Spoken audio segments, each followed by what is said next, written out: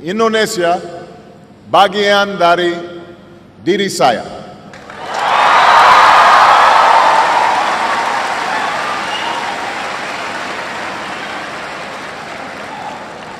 I first came to this country when my mother married an Indonesian named Lolo Sutoro. And as a young boy, I was coming to a different world. But the people of Indonesia quickly made me feel at home. Jakarta looked very different in those days. The city was filled with buildings that were no more than a few stories tall. This back in 1967, 68, most of you weren't born yet. The Hotel Indonesia was one of the few high-rises, and there was just one big department store called Sarina. That was it.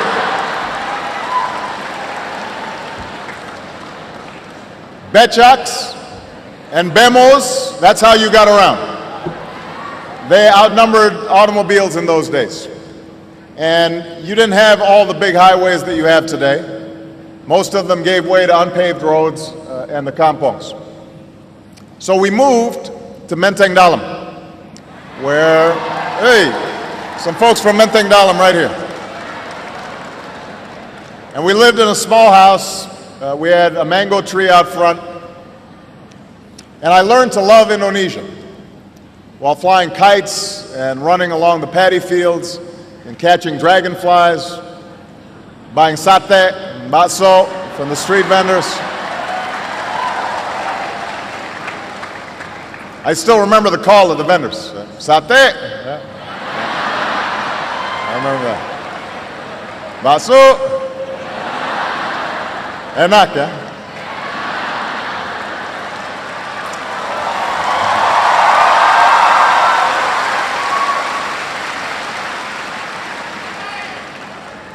But most of all, I remember the people.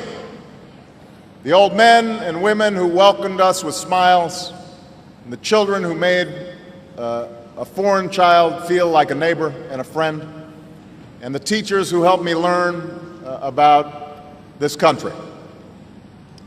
Because Indonesia is made up of thousands of islands and hundreds of languages, and people from scores of regions and ethnic groups. My time here helped me appreciate the common humanity of all people. And while my stepfather, like most Indonesians, was raised a Muslim, he firmly believed that all religions were worthy of respect. And in this way,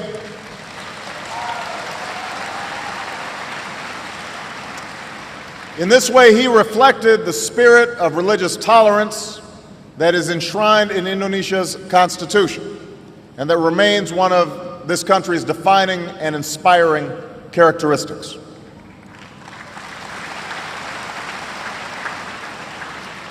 Now, I stayed here for 4 years, a time that helped shape my childhood, a time that saw the birth of my wonderful sister, Maya, a time that made such an impression on my mother that she kept returning to Indonesia over the next 20 years to live and to work and to travel and to pursue her passion of promoting opportunity in Indonesia's villages, especially opportunity for women and for girls.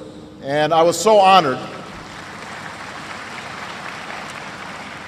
When President Yudhoyono last night at the state dinner presented an award on behalf of my mother, recognizing the work that she did.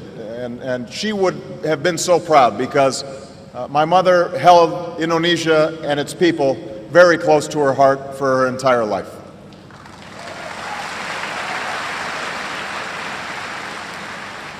Now, so much has changed in the 4 decades since I boarded a plane to move back to Hawaii. If you asked me or any of my schoolmates who knew me back then, I don't think any of us could have anticipated that one day I would come back to Jakarta as the President of the United States.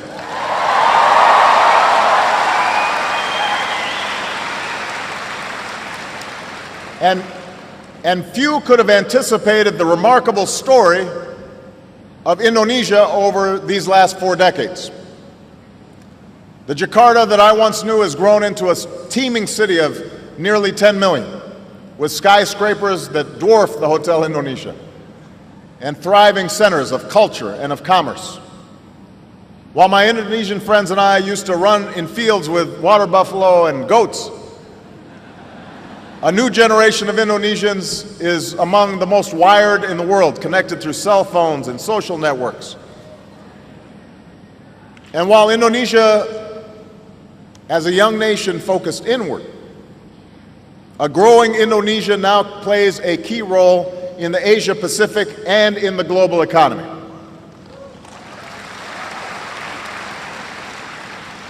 Now, this change also extends to politics.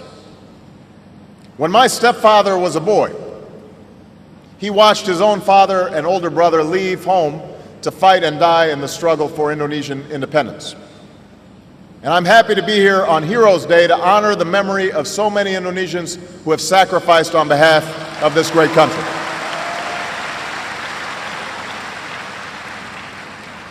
When I moved to Jakarta, it was 1967, and it was a time that had followed great suffering and conflict in parts of this country.